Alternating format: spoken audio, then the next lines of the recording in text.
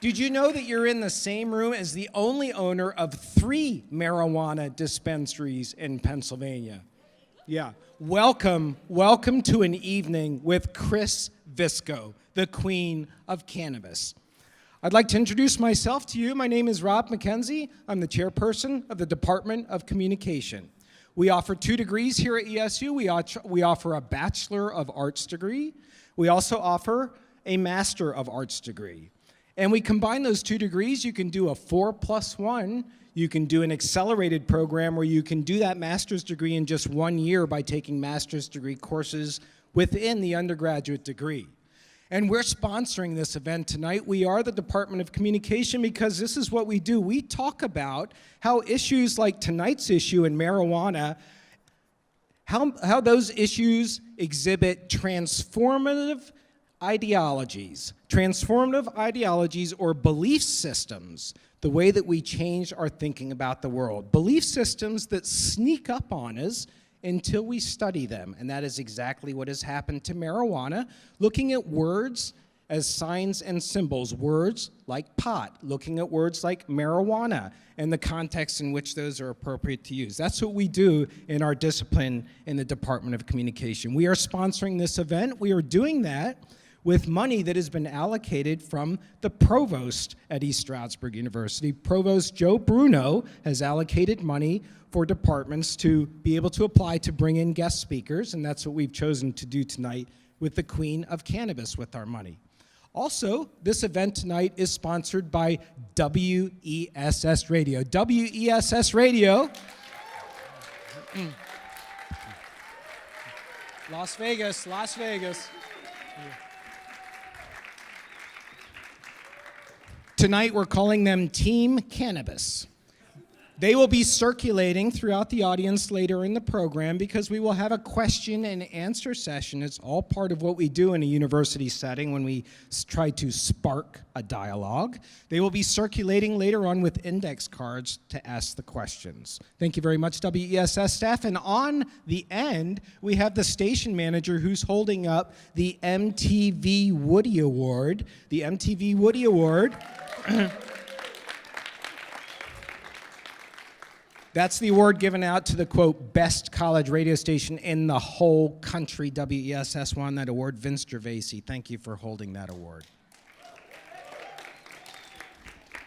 I also want to give a big nod to our president, President Marcia Welsh, who is in this audience tonight.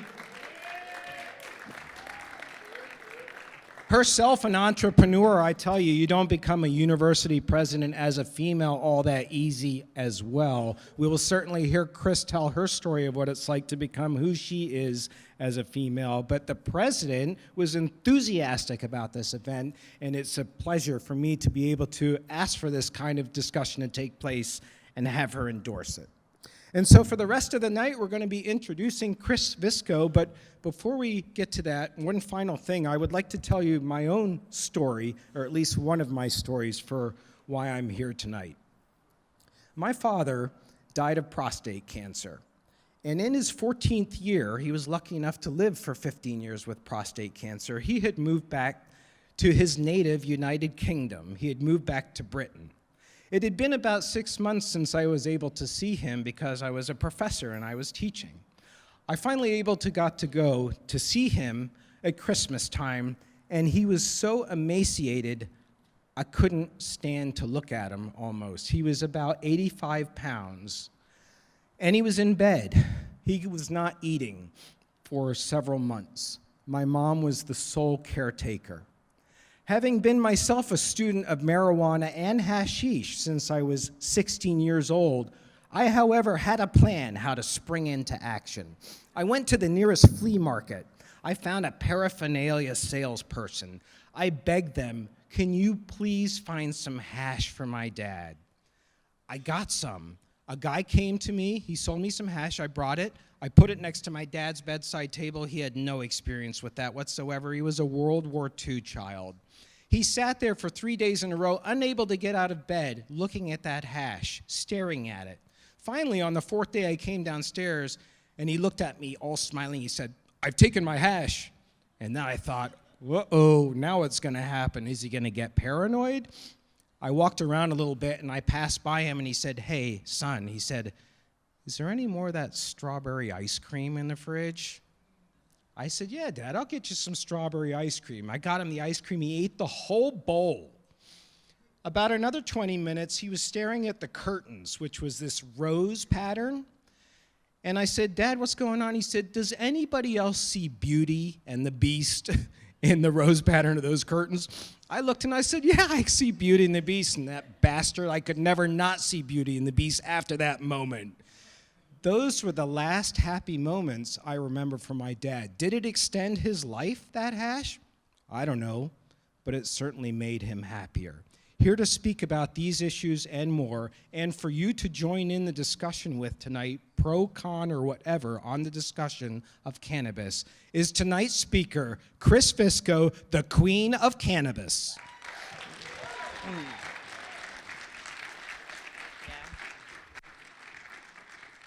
Do I have to stand in one spot? Yeah. I'm Italian, I move around a lot. Okay, definitely not that late. Okay. Good evening, everyone. Thank you for having me here. I've been here for a couple hours. I already have a big inflated ego and head right now. What's going on? I'm just teasing you.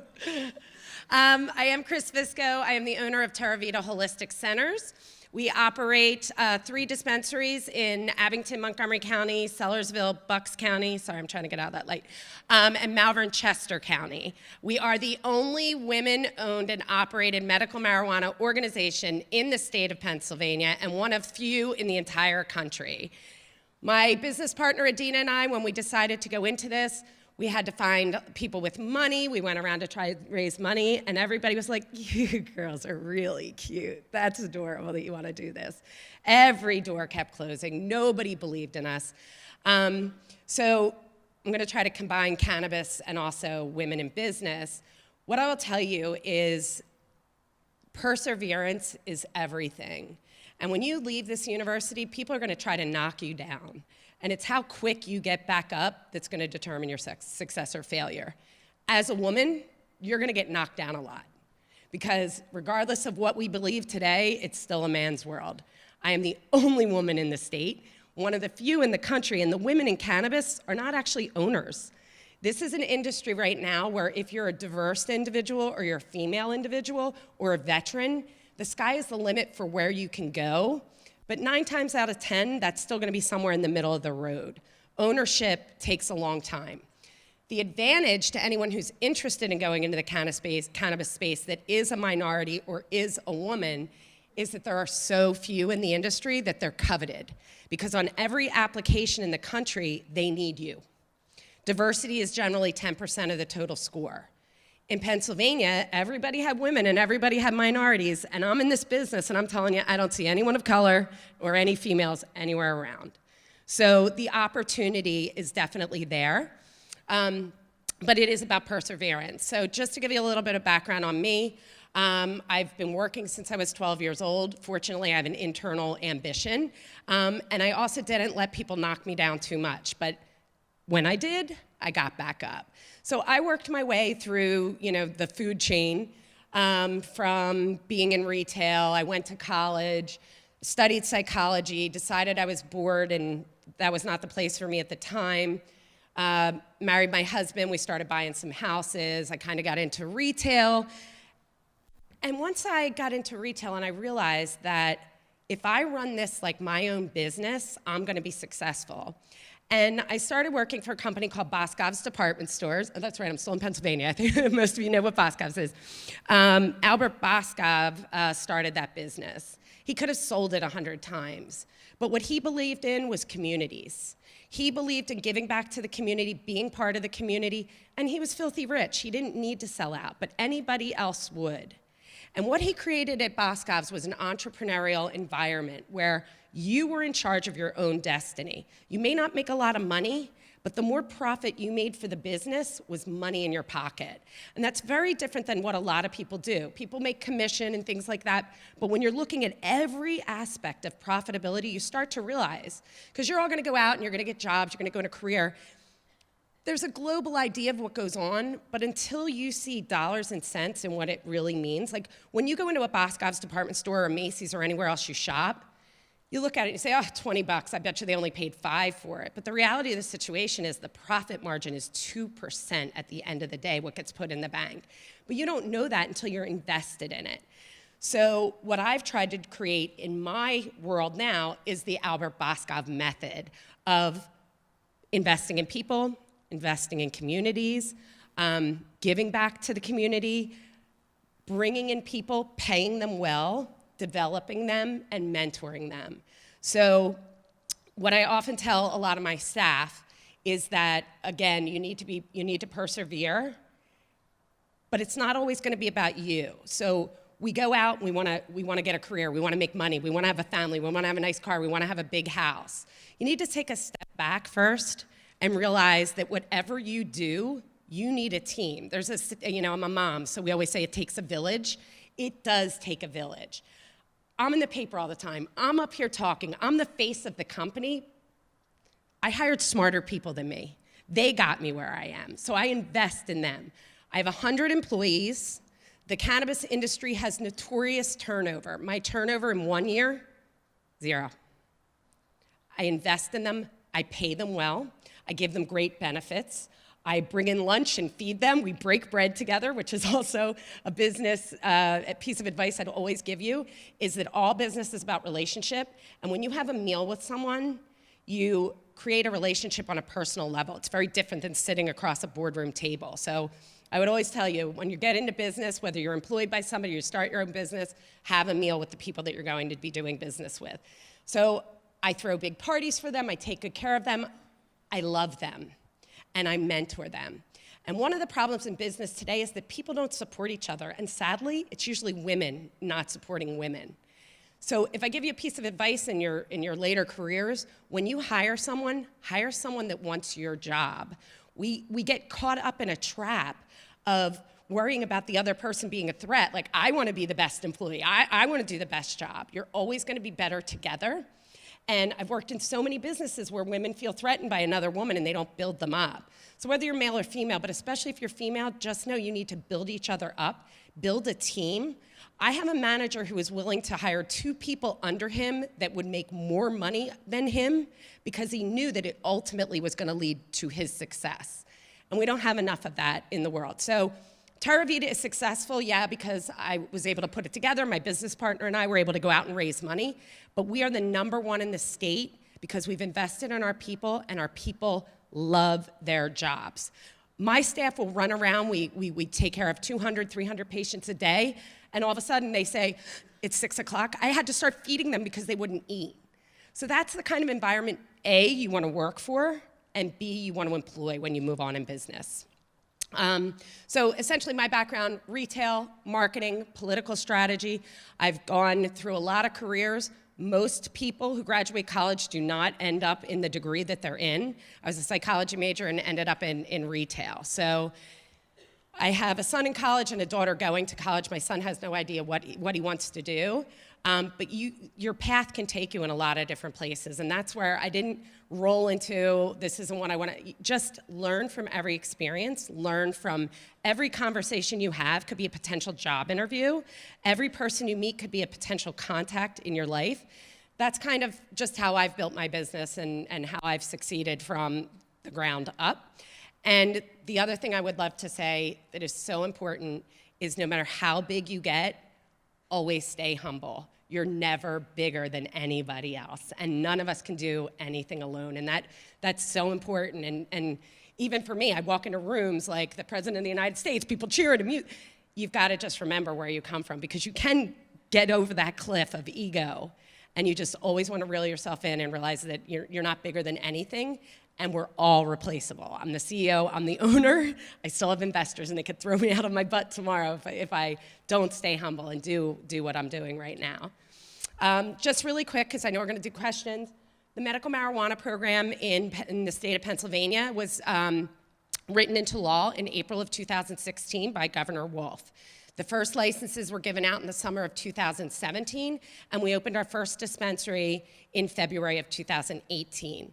The state currently has about 140,000 registered patients and about 88,000 with medical marijuana cards. Of those patients, the average age of the patient, does anybody have any idea how old a patient is? I'd rather ask you. 65? My average patient's 60 years old. I have an 18-month-old patient and a 97-year-old patient, but when you walk into my dispensary, you wouldn't imagine what it looks like. I am tripping over walkers and canes and wheelchairs and crutches. It's a whole mess. We're very busy, so there's a lot of people all the time. But my patient looks more like me than they do like most of you. And I think that's the problem with the stigma of people thinking that medical marijuana facilities are going to have a bunch of stoners lining up and crime and all those things, and that's not what it is. And quite frankly, even when we go adult use, that's not what it's going to be. So most of what I do is go around and educate the public on what marijuana really is. Could we use it to sit around and get stoned? Absolutely. Do many people? Absolutely. But the medical properties of this plant are almost miraculous. You know, I went into this as a business opportunity. I cry every day. Every day I cry.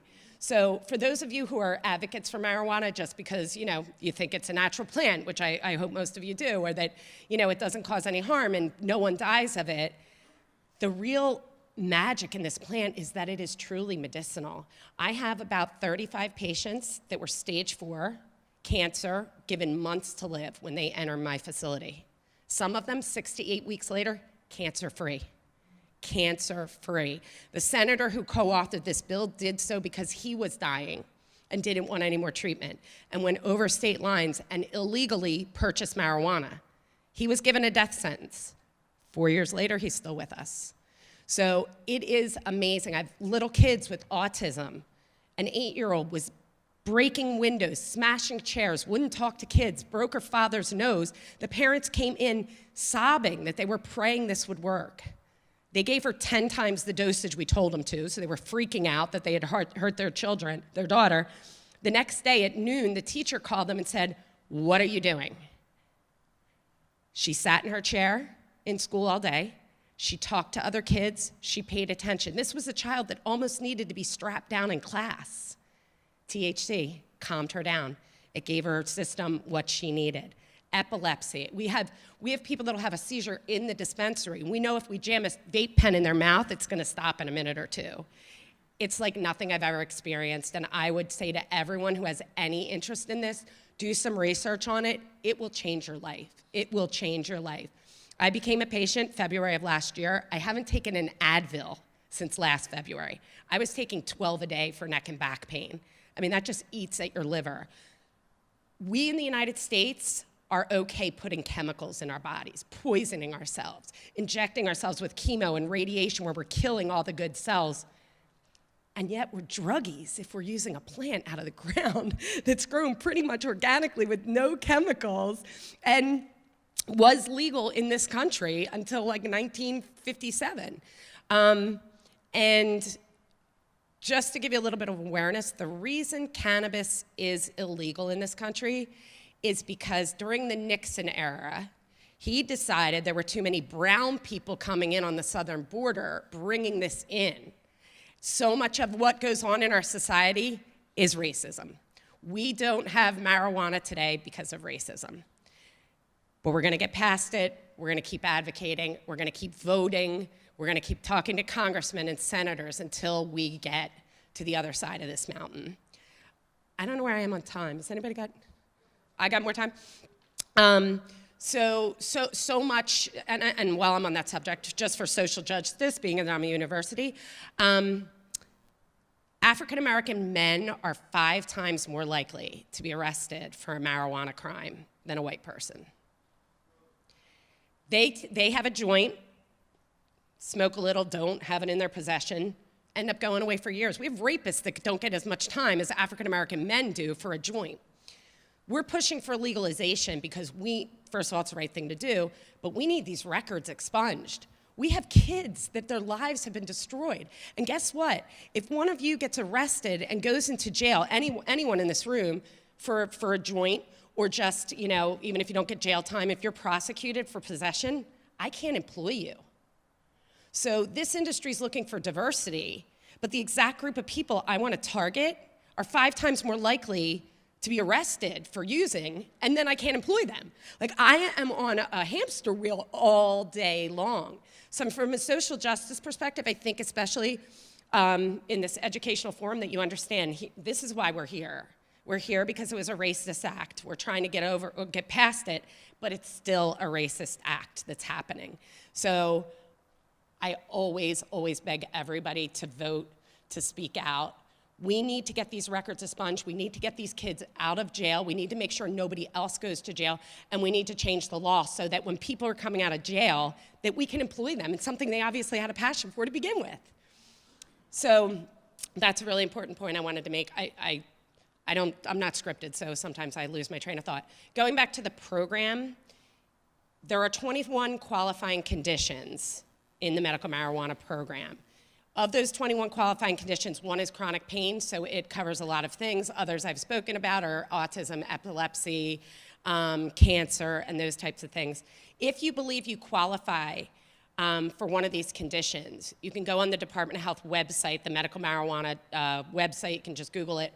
All you have to do is register your driver's license information in there, and then go to see a recommending doctor. There's a list of doctors right on that website, and they can certify your condition if you bring records to show that you have PTSD or cancer or arthritis or really bad back pain. They'll certify you, and then it's $50 to get a card from the state of Pennsylvania. Once you get that card, then you can go to a dispensary. So if this conversation piques your interest, don't just go running to Scranton to go to a dispensary, because you will not be allowed in the door. You must have a medical marijuana card to enter a dispensary in the state of Pennsylvania. If you go there without a card, the security guard will give you instructions on how to get one, but you will not be allowed entry to the building. I can't even bring my own children in the building. It's illegal. So you have to have a federal background check, or you have to be a card holder to enter the business. What else can I share with you on this topic? I think that's all I have in my head, but if we're going to do questions, that'll be great, because I could speak for 3 hours. Fine.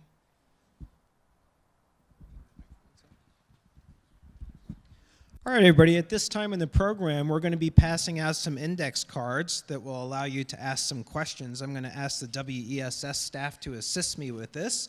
And while we're passing out these cards, I'm going to ask Chris Visco if she would elaborate on what she perceives a recreational marijuana industry would look like in Pennsylvania.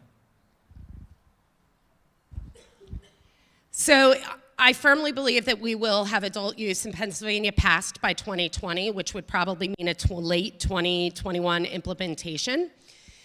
It's up in the air right now. We have one bill that's in the Senate right now and a few more that are being drafted on what that would look like. Right now, the medical program is governed by the Department of Health. There is some speculation that they would have the LCB regulate rec. So if it were all under the Department of Health, in theory, we could have both in the same building. However, if it's regulated by 2 different bodies, they would need to be in separate buildings. We understand from the governor that we should be grandfathered in, so if I have 3 medical, I should be able to have 3 recreational. This is all still up in the air until we get that bill passed. I can speak for Terra Vita that we are a strong advocate for home grow.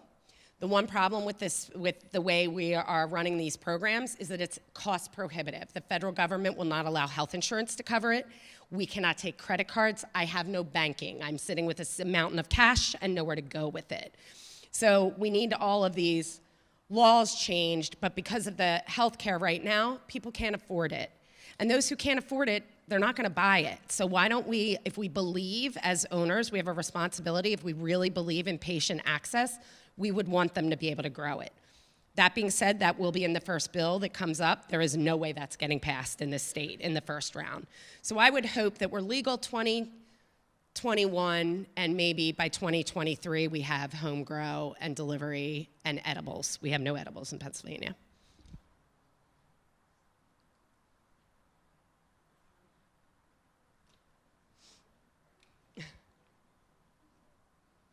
That's the other thing I didn't mention. So we don't have edibles, and we didn't have flower or bud initially. So what we do carry are capsules are the only edibles. We have tincture, which is a sublingual. We have the flower, which you can vape but not smoke legally. And then we have concentrates and vape pens. That's what's available.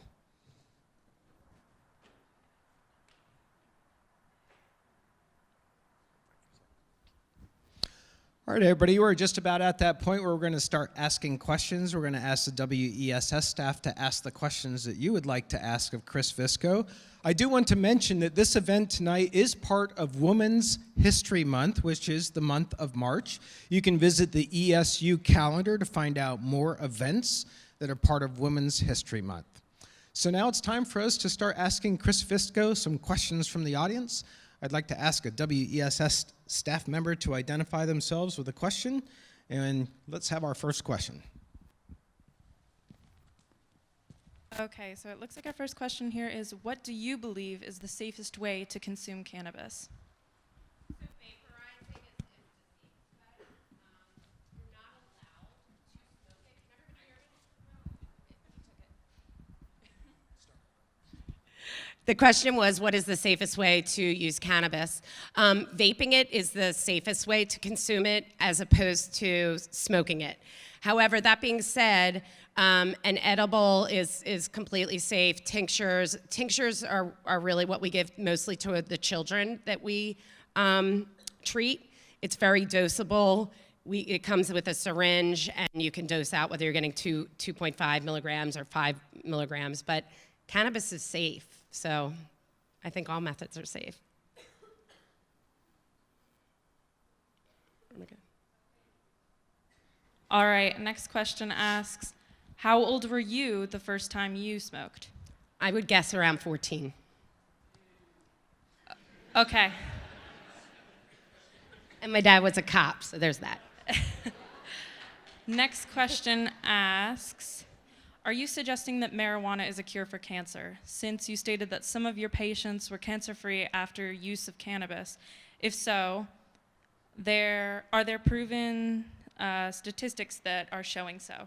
I think it says. So no, I would never say anything's a cure for anything, because first of all, it could cure someone's cancer, and it might do nothing for the person next to them. There's so much about this plant. There is nothing really, really proven other than the studies that have been done.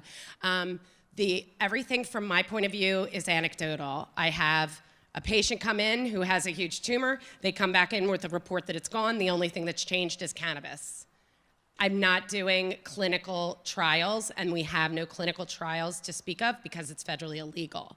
However, if you're interested in seeing what cannabis can do with cancer, there are comprehensive studies that have been done by Johns Hopkins. Harvard just put out a study that showed the evidence that THC will destroy the molecules in those tumors and reduce the tumors. So I would never make the statement something cures. I would never make the statement this will. It could. It helps a lot of people. It doesn't necessarily help you. And we don't have enough science to know if that cancer is coming back in 15 years. So. Hi, we got a question. Does marijuana help ADHD and medical marijuana, for medical marijuana purposes? Does it? Absolutely. I've self-diagnosed myself with ADHD, as you can see while I was rambling through the speech. It's not a qualifying condition in and of itself, but I can tell you, having treated 25,000 unique patients, anxiety, ADHD, those are things that are very easy with cannabis. There's no guarantee anything's going to work for anybody, but I haven't seen it not work for anxiety or ADHD. Okay. Our next question is, where do you buy your marijuana from? Where do I buy it from? Yes. Myself.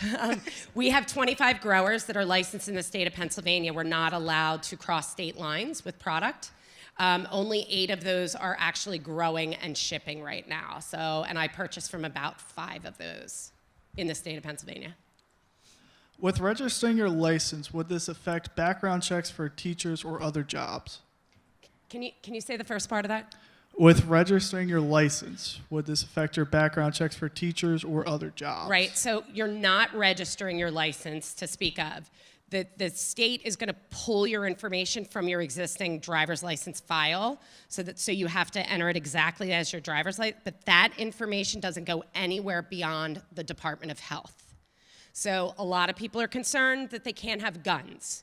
If you have a gun, you can keep your gun. If you want to apply for another gun, that's where it becomes critical on how you choose to answer the questions. But no one has access to your medical marijuana information. You can't have your guns taken away from you. Employers, if you are not, if everyone but a federal employee is protected under Act 16, Section 2103, that states that no employer in the state of Pennsylvania can discriminate against someone with a card, they cannot fire someone with a card, they cannot financially hurt someone with a card, they can't lower their salary. That being said, no one knows the laws in this state. So there are employers who will do a drug test, see THC, and fire them. Fortunately, we have a pretty close-knit community. We have a lot of legislators that are working for the cannabis program, and we have been able to have those cases overturned where they either had to, pay that person a huge amount of money or they get their job back. We have a question. Do you think medical marijuana is effective for weaning patients and addicts off opioids? Absolutely, 100%. I'll tell you, there's a lot of skepticism about that. The people that come in to see us come in with pages of medication that they're on. Pages. It's mind-boggling. I had no idea the people that look just like me were so sick. I've had patients go from 6 Percocet down to 1 in a week and a half. I would never suggest that. But they are so adamant to get off this medicine that they do it as quickly as humanly possible. Some people, they're 6 months down the road, they're still taking 2 of those 6 or a half of the 1, but everybody's goal is to get off opioids, and our patients are getting off of opioids. I was on a benzo, I didn't even know what that was, that I got off in 4 days, that the doctor told me that I would have withdrawal symptoms after 2 weeks, and I didn't. Do you take interns, and if so, how can someone get involved? I do, but I can't take 100. So we do have interns that come in to do summer programs or during the year. We happen to be very close to Drexel University, so we use the Drexel Co-op program. Although they just feed people to me, I'm happy to take them from anywhere. Anyone under the age of 21 will not work in a dispensary or have access to the dispensary, but we have a ton to do in our corporate office where you would learn so much about cannabis. Our website's terravidahc.com, TerraVidahc.com. And what credentials would someone need to work in a dispensary? I hire personalities. I don't care, this is the wrong place to say this, but a college degree from my background is not as important as your own knowledge, your own drive, and your own life experience. So internships are great, whether it's in this or another industry that you're looking to have your career in. To me, people who do internships and have real life experience are the most important thing. So when I'm looking at a dispensary personnel, I want them to have cannabis experience, but we're in the state of Pennsylvania. Most people don't have, people think that they're growers because they have a plant in their closet, but that does not make them a grower. I hire people who are passionate about cannabis and compassionate. That's the most important thing. I'm treating sick people. I want to smile. If they're crying, I expect you to cry with them. I want my patient to feel like part of the family and loved when they leave the door. And if you can do that, I can train you to do everything else. It seems you said before that health insurance does not cover this. Approximately how much does it cost for a patient per month? So everyone is very different. I could have a child on a tincture that costs $75 that'll last them all month, or maybe 2 a month and you're at $158. I have other patients that'll come in and drop $1,000 a week, and I don't know where they're getting the money to do it, but they are. Nationally, the average medical marijuana patient spends $4,000 a year. And once you're able to get financial backing, what steps did you take to grow, produce, and sell, and to actually start your business? So I don't grow or produce right now. I certainly hope to, but we only sell. I received my license on June 28th. I secured the $7 million I needed to move forward. On September 7th of 2017, We opened our first dispensary in February, our second one in April, and our third in May. And it was definitely the most difficult thing I've ever done in my life. Okay. So our next question here asks, what do you think of the paradox of people who need or use medical marijuana but work in an environment that bans it? How should we approach this? Bans it in the workplace or bans you from using it?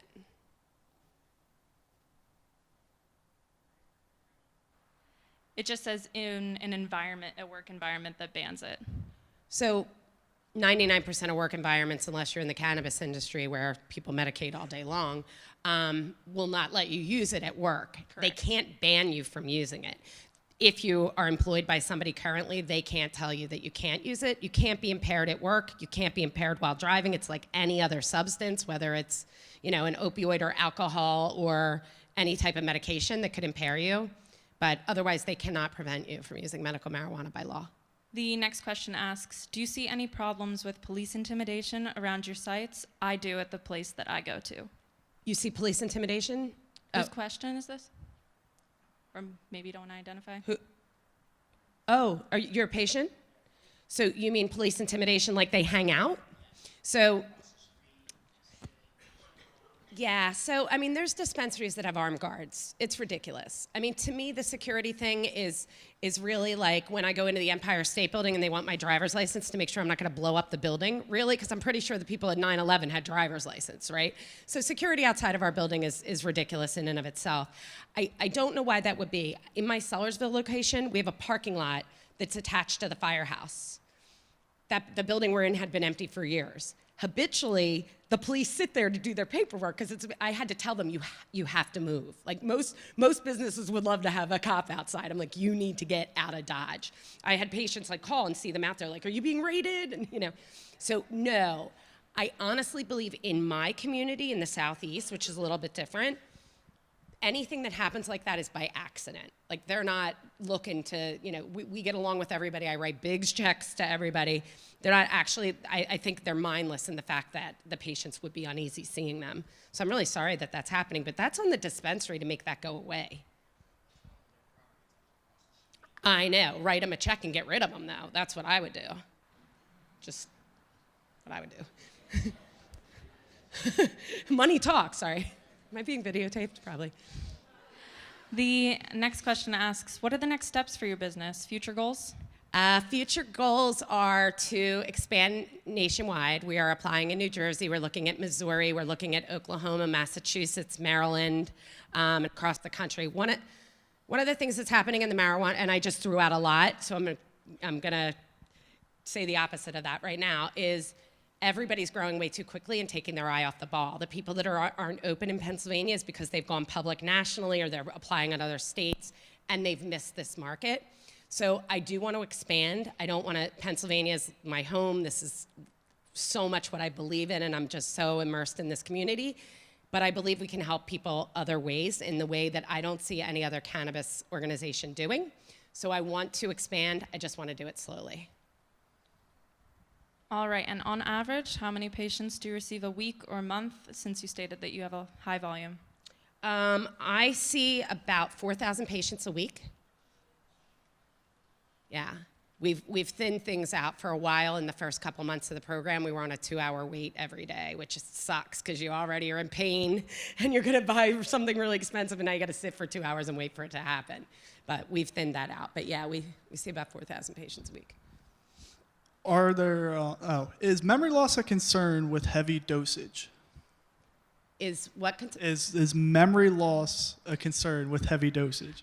I've never seen any study to prove or, yeah, I don't think so, but I don't know. I honestly can't answer that question. I can't remember my name half the time, so it could be, I don't know. How do you feel about dab wax? I think that concentrates are a really great medicine. Generally, the way they're made, if they're made well, is with liquid live plants, which is when you take the whole plant, and instead of curing it, you freeze it, and then you can take all of the resin off. I think When people focus on marijuana, they focus on THC and CBD, but the real hero in the plant are the terpenes. So if you're gonna get a sauce or a butter it's really terpy, that's your best medicine. So I actually think concentrates are one of the best medicines. What are the requirements for working in a PA medical dispensary? So you have to pass a federal, an FBI background check, which is where if you have any possession charges, where you'll be picked up at that point. A Pennsylvania state background check. I think that's it. Yeah, those two things. And then follow up to that, do you have to live in Pennsylvania to work in a dispensary? You do not, but you must be a Pennsylvania resident to be a card holder. In prescribing, are there THC alone and CBD alone, or do you need the THC to work?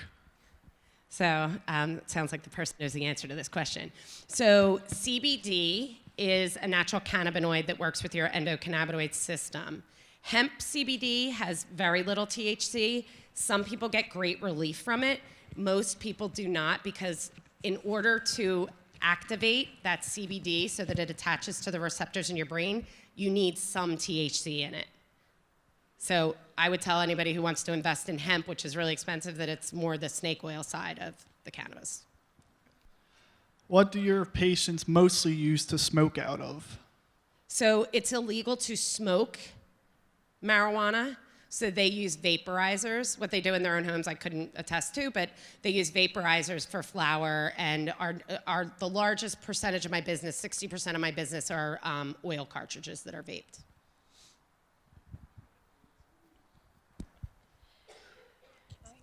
Sorry, I'm having a light issue. How do you determine the dosage? How do we determine the dosage? So we start very slow and low. We have two types of patients. One who comes in, they know what they're doing, they're ready to go. And the other, which is the majority really, of patients that have come in of all ages that have never used marijuana. Believe it or not, most of our patients have never used cannabis at all. So we start everyone very slow and low. Depending on what we're treating, if we can give them CBD, we'll start them with a CBD mix, because CBD counteracts the psychoeffect of the THC. So for a lot of people, especially if they're older, if their biggest concern is getting high, we like to start them with the CBD to see if it will work for them. It won't work for everybody, but at least we can get them through the process of using marijuana and realizing, oh wait, I feel fine. I feel completely normal. So as we introduce more and more THC, we start really low. We'll have them start on like 1 milligram and then work up to 2.5 milligrams. And what we have everybody do is kind of move up where you feel it's starting to help you, but stop short of where you feel uncomfortably impaired. What is the difference between growing medical and recreational cannabis? Nothing.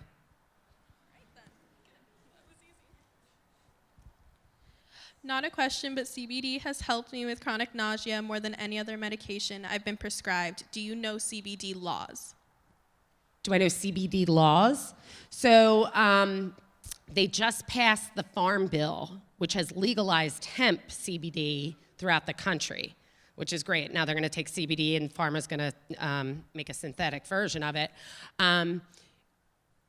What I sell is only cannabis, and it's treated just like THC. I have a topical that if I slathered it all over all of you, no one would ever know. It feels like Jergens hand lotion, but it's great for pain. You need to have a card. It would technically be illegal for me to allow you to even try it, even though it doesn't even enter your bloodstream. So CBD, even though it has no psychoactive effect, it's a Schedule I narcotic.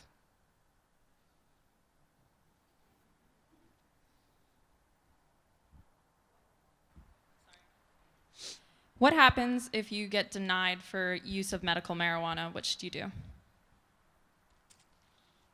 So the person that would deny you would be the doctor.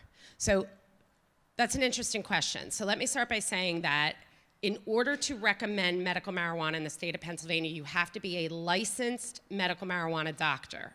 What that means is you've decided to do it because you believe in it, and that you took a 4-hour online course that probably doesn't teach you what half this room knows about marijuana. But they're approved by the state because they haven't been they're not a pill mill or something like that. They get approved, they take the course. That's the doctor you have to see.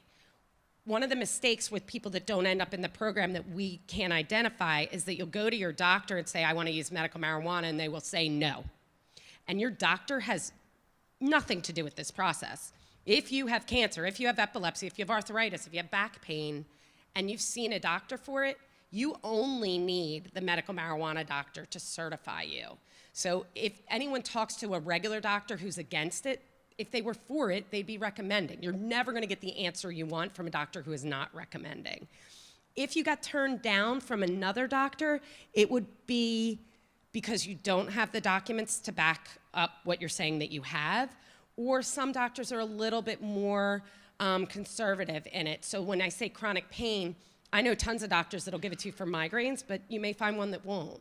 So what I would say is to contact, if you have a problem, contact your nearest dispensary. They should be educated enough to walk you through the process and help you get the card.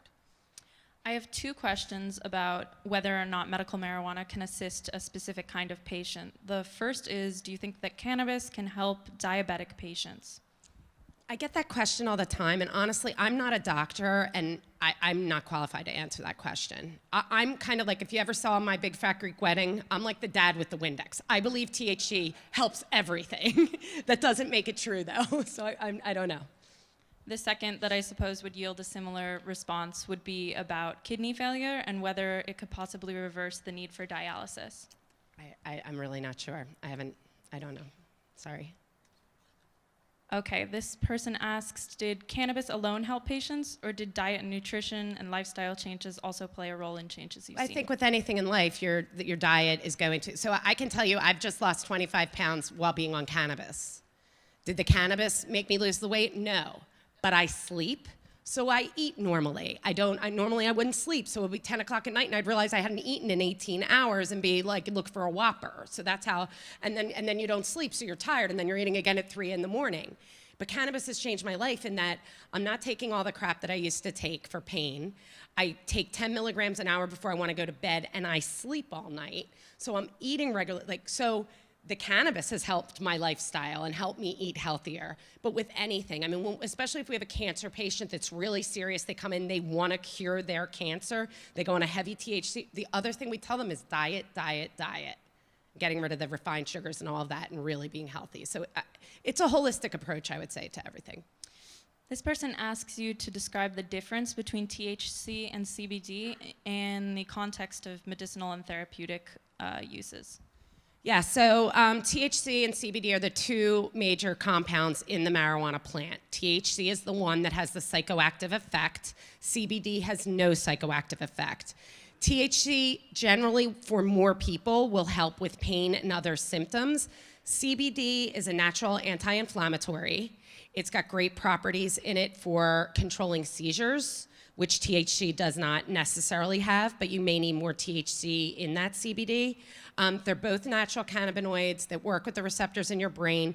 When you're using CBD, the THC activates it. It connects to the receptors in the brain, and it tells your body what you want it to do, essentially. So like in cancer, when you inject chemotherapy, what you're injecting into your body is killing all the cells, good, bad, ugly.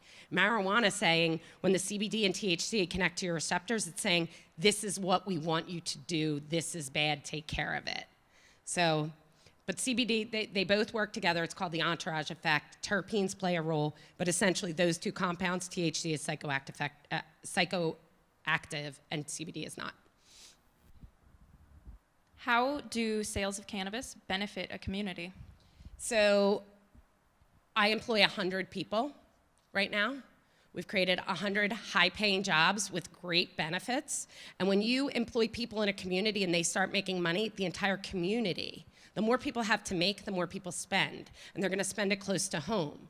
So we're creating jobs, we're bringing money into the community. We're also, bringing in money to our business that's local, which helps employ the people and pay them. But the other thing that we do that I think that all medical marijuana organizations have a responsibility to do is educate the community. So from my perspective, what we do for our community is we give money to everyone. I write checks to the police department, but I also sponsor the Police Athletic League and the fire department, the NCAA, every cause that you can possibly imagine. The census is going to be digital. I'm glad I have this platform. The census is going to be digital in a couple of years. What that means is that Disadvantaged communities and older people will not have the ability to be counted. So right now we're working with communities. I want to build community centers for young people and low-income people and older people to get communication or computer skills so they can go and be counted. So that's not something you would expect from us, but that's what we're doing. I can't speak for what everybody else is doing, but we believe in the community and building that up. How much intake is too much intake? No one's ever died of cannabis. And what do you believe is the safest way to consume cannabis? I think it's all safe. I mean, it depends on who you are. If you have upper respiratory problems, you shouldn't be smoking or vaping probably. But short of that, you know, the least health beneficial way is to smoke it. Otherwise, it's all safe.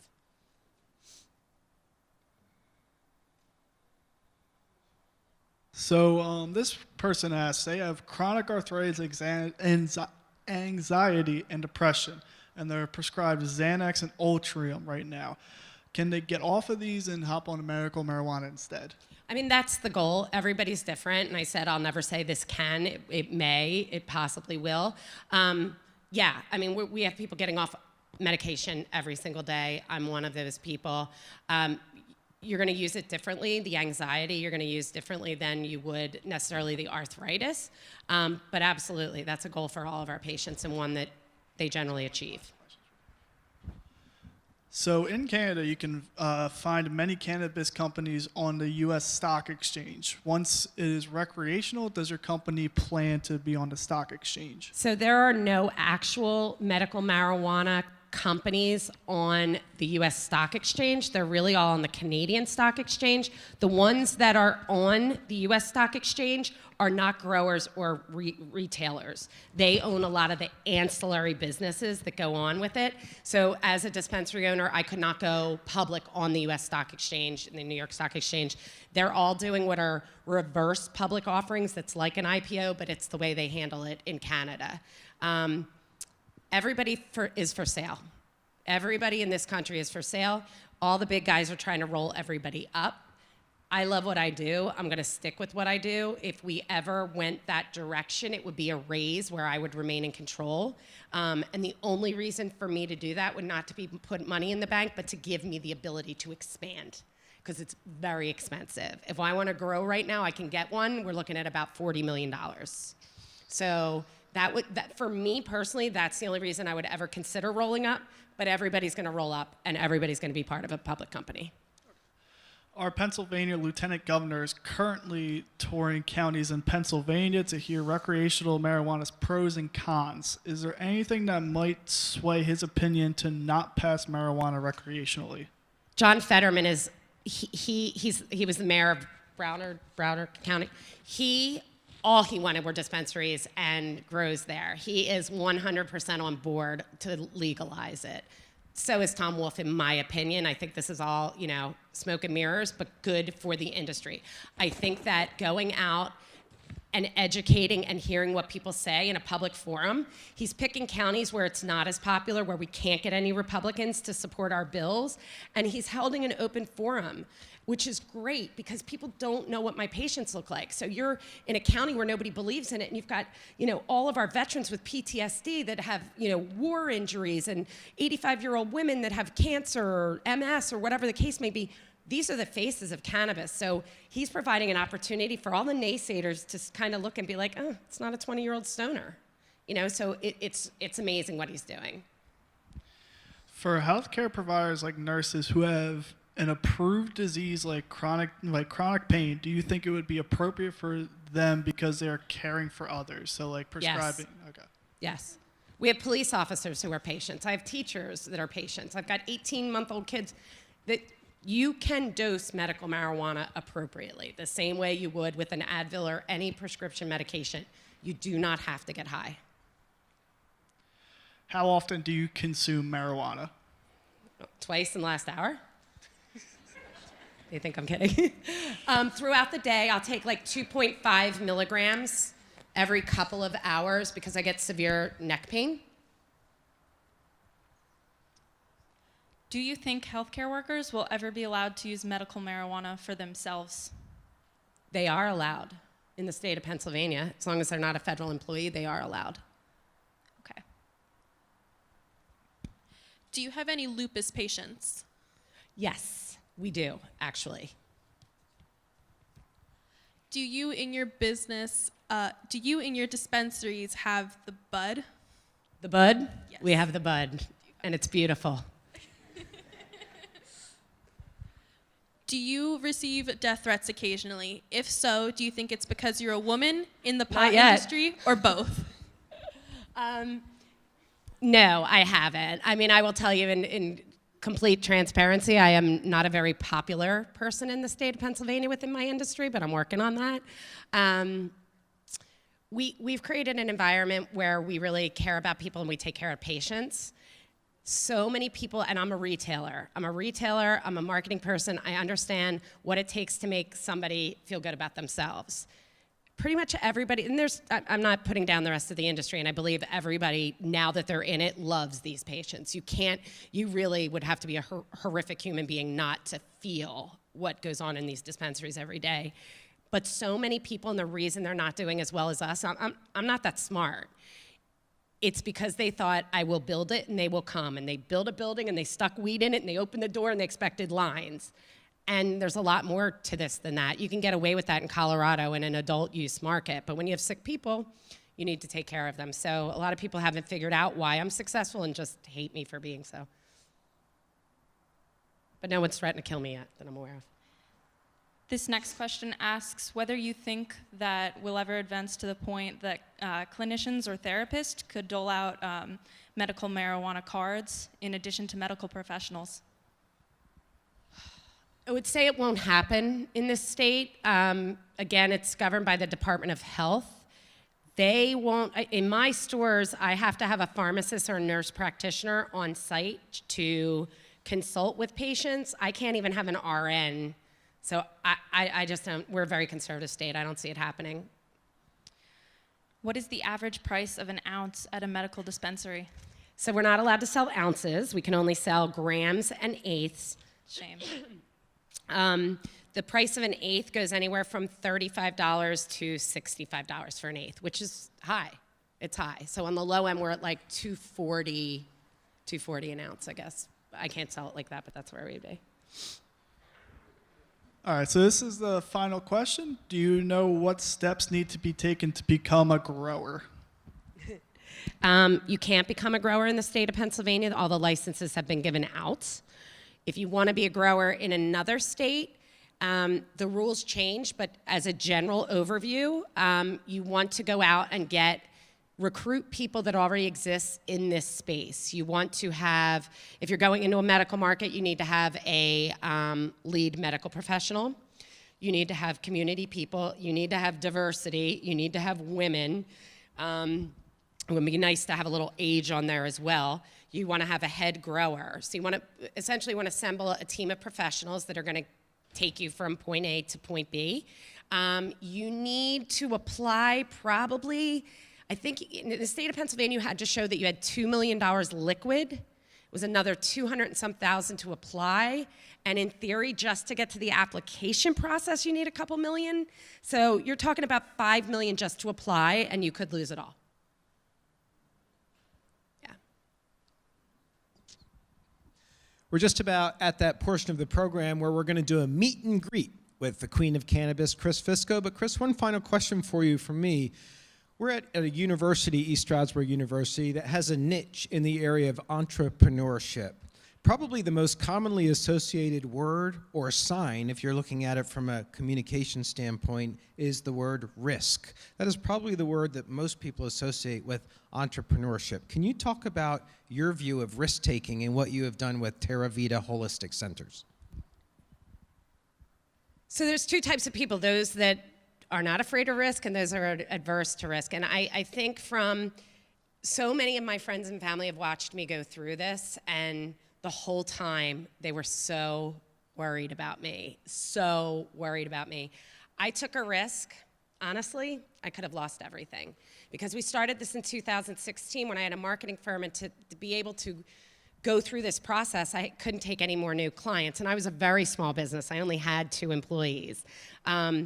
And then I was a political strategist at the same time. And so we get into the 2017 election where, everybody in the country is, upset. And that's the year of the candidates. I could have had 5 candidates and I couldn't take any on because if I won, I would have had to dump them. So my income was going way, way down. My debt was going through the roof. And if we didn't win, I don't know where I'd be right now. I have 2 kids in very expensive colleges. But we did win. And so what I had to do was, one of my rules in life is I never say I'm going to do something unless I really believe I could do it, and I just really believed I could do it. So when you're looking at risk, you want to do your due diligence and understand what are my real odds in this. Now, there were 500 applications and only 20 winners, so the odds weren't great. But I looked at what the competition looked like, and like I said, they were out of state. None of them had retail experience or the ability to operate or the community impact plan I had or the diversity that we had. So I took a risk, but it was a pretty educated risk that I was going to be okay. The big risk came from the people that put money on me on a roulette wheel, that if I lost, because it was my time and my future was at jeopardy, but they were putting their 400 grand went on a roulette wheel, and if I didn't win, it was all gone. And so it's really about being able to market yourself and sell yourself to somebody to say, here's why you should take this risk on me. I'm gonna put my money where my mouth is, and here's why, and here's how I'm gonna do it. So business plans, due diligence. I didn't just say I'm gonna do this and jumped and borrowed $1 million from my mom and went for it. I spent 2 years in this process. So I'm all about taking risk. I think that anything worth having, you have to fight for. But it needs to be an educated risk and just know what you're going into. Thank you. All right, everybody. Thank you so much again to Chris Visco, the Queen of Cannabis. Now it's that time. If you would like to meet and greet Chris, she will be at this red table at the front. If you want her to sign something for you, you're welcome to do that as well. Thank you very much for coming.